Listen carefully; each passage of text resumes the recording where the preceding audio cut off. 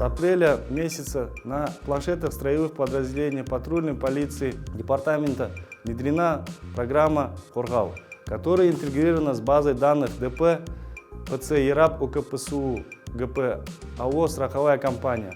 Представляет возможность сотрудникам патрульной полиции выявлять в потоке транспортных средств водителей, которые являются злостными нарушителями ПДД, такие как подложные, поддельные государственные номерные знаки, водители, лишенных водительских удостоверений, отсутствие страхового полиса на транспортные средства, лиц, имеющие задолженности по неоплаченным штрафам. С помощью программы «Қорғау» выявлено и привлечено к административной ответственности в 2023 году 14 360 водителей транспортных средств.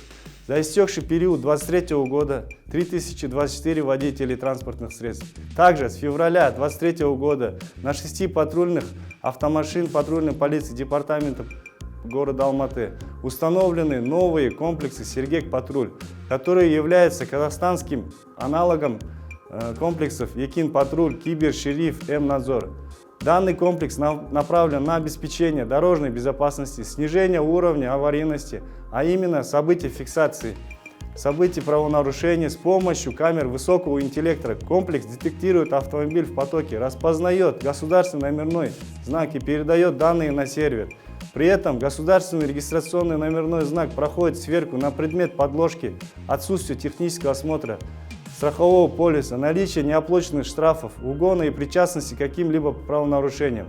В настоящее время данный комплекс работает в тестовом режиме, так как проводится завершение работы по интеграции с мобильным приложением «Қорғау».